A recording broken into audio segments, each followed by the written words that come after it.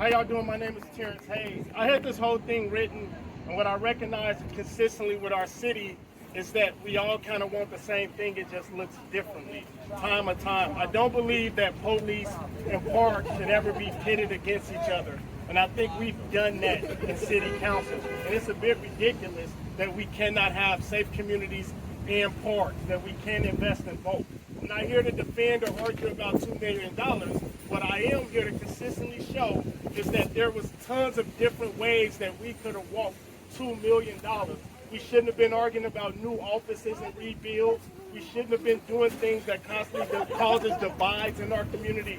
We had a unique opportunity with a unique new city council to bring and unite our city, and consistently we didn't.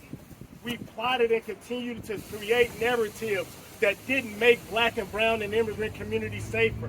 We are not investing. My ask is that any way we invest in policy or policing, that it looks about the way that causes young Black men to be safe in their engagement with our servants, with our policemen and policewomen. I am not here to live in any extremity. I've been consistently that way. That's why I ask folks who might disagree to stand behind me, because the narrative that we have to constantly fight each other over every little thing is ridiculous. And it has not made our city safer. We can have accountable, consistent policing while simultaneously having parks and recreations and things like that. But we choose not to. We love to argue over mundane and silly things instead of demanding both in the most real and consistent way. We will fight each other over the most nonsense instead of stand together. What I'm asking, people are going to disagree. People are going to yell, but what I'm asking is, when are we going to challenge our leadership to bring results that actually can do both and instead of either or? Yes. We are not incompatible.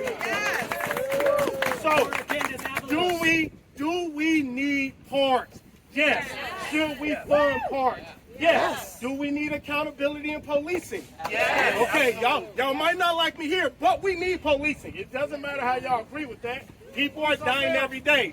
Black men, young Black men, middle-aged white men are dying every day from gun violence.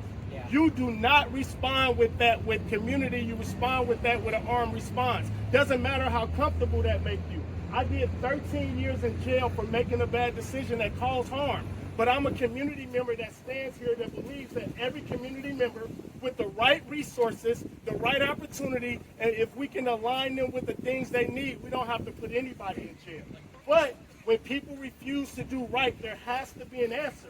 Because how many young Black men have to die before there's an epidemic of young Black men dying? We can do both ends. We can both reduce gun violence in our community while doubling down on resources. But our council and a lot of people politically insist that we can only do either or. I disagree with that notion. I think we can do both and. My challenge to our city is to be the type of city that can be safe and invest in answering root cause issues. We can do both, and I hope as a city we learn to. I am grateful. I have my babies here with me. These are the little ones. I have teenage sons that live in this community, and I'm telling you, I want them to live in a Portland that's united, a Portland that stands together, and a Portland that can do both ends. Thank you, guys. Thank you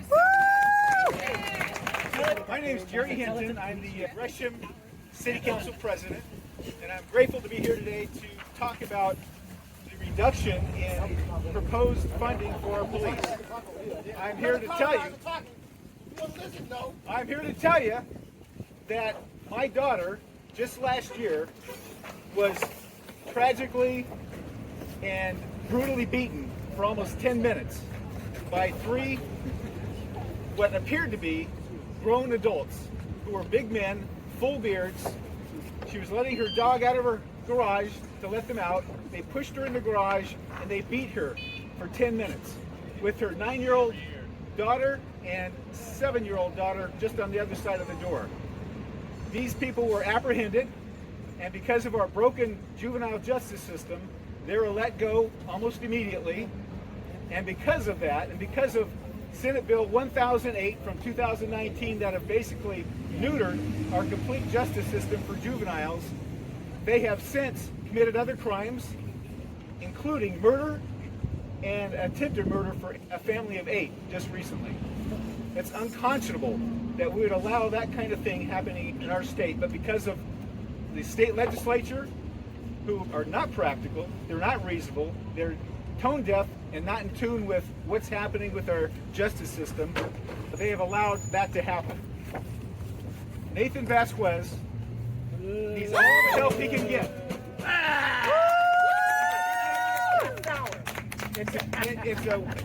It's a need for this community to provide that funding for the police and provide that opportunity for justice and the rule of law to take place in our community. Absent that, it's chaos. Absent that, we don't have the opportunity to grow our families and provide opportunities to raise our families. I appreciate that, and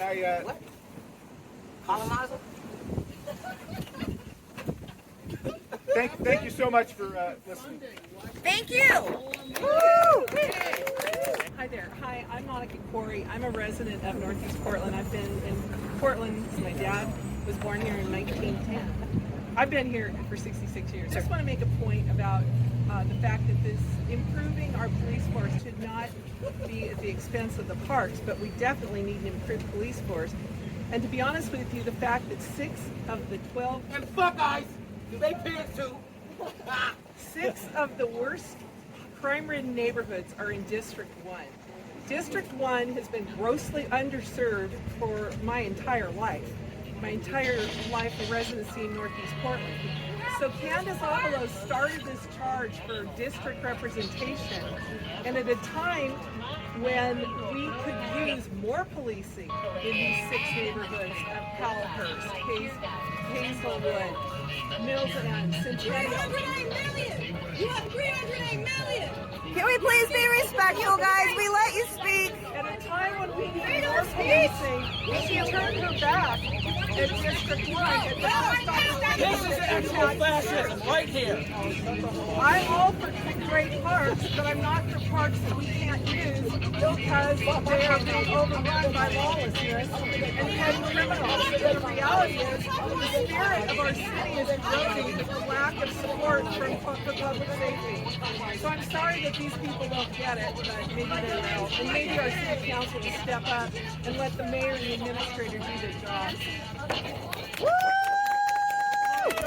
So I'm Eli Arnold, and I've actually worked as a police officer in Portland. I started right here in East Portland, and my very first week, as the shift sort of comes on, I remember calls for help rolling in, seeing police officers dispatch those things, domestic violence, shooting, and pretty quickly we run out of people. But the calls didn't stop. They keep coming in, and they just stack. And so there's this list of people who, are crying out for help, and there's nothing for them. And I remember one particular call that sort of stuck with me. I remember seeing a family, so parents, kids are out in their front yard, and somebody, probably high on meth, maybe experiencing mental illness, comes in their yard and tells them he's going to kill them. The family retreats inside the house, locks the door, and calls for help. But there's nobody for them, right?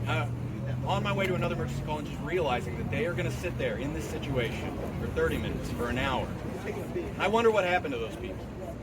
Did they leave? Are their kids, some of the kids that are missing from Portland Public Schools now, did they stay, but their sense of safety and well-being in the community erode, and this isn't the same place for them now?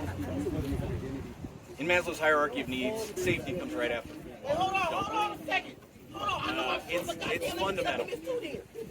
So all those aspirational things we want to do sort of rely on them.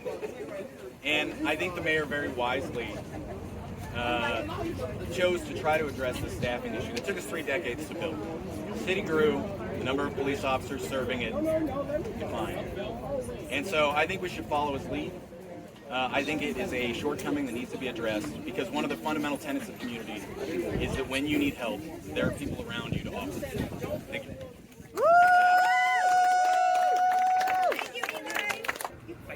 Hi everyone, I'm Sandy Chung, Pure Pronouns, and Executive Director of the HA of Oregon. I want to thank Mr.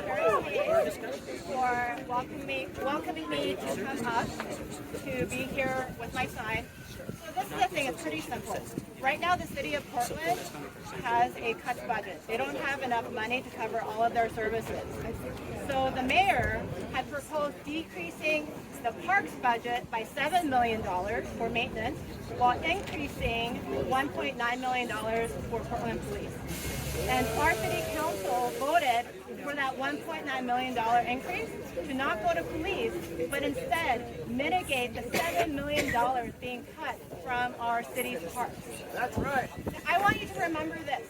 Every year, Portland Police and police departments across the country keep asking for more and more money. That's right. The United States has the highest rate of people in our jails and prisons of any country in the world. If funding the police made our community safer, we should be the safest city and country in the world. But that has not been the answer. So what we are asking is to make sure that the city funds the things that everyday Portlanders know make our community safer. More green spaces, better parks, good schools, good jobs, good healthcare. These are the things that make our community safer. And we know it because when you go to the most safe neighborhoods in Portland, those are the neighborhoods with the good parks, the good schools, and the good jobs. So we're asking for this for all of Portland, and we thank City Council for supporting real public safety for Portlanders.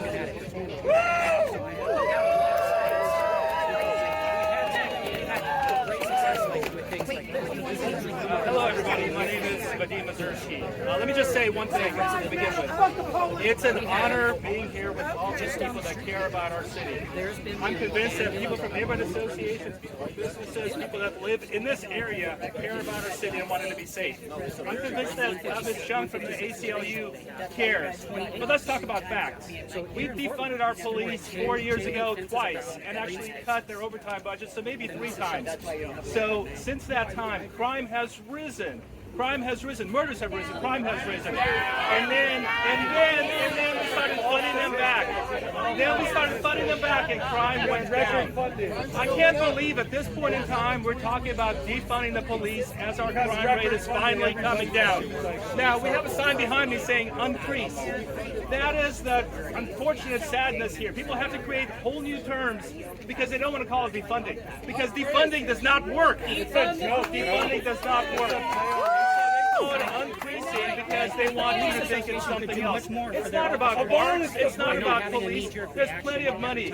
Commissioner Zimmerman had the ability to fund parks and police, but he was not heard because people on city council were wanting to cut the police budget. Now let's look at some more facts. We have some polling out there, and I'm going to read it because numbers are important. We had one poll that came out from our own city council that said 58% of Portlanders oppose public safety cuts. We had another that came out from DHM Research, a very reputable firm, that said 69% of Portland voters support a ballot measure to increase police staffing to the national average. That's almost twice what we have here in Portland. 69% want to increase the budget. And the latest poll, because I guess some people felt that that was not enough, there's another poll that came out recently, and that poll was, they actually paid people to testify at this poll.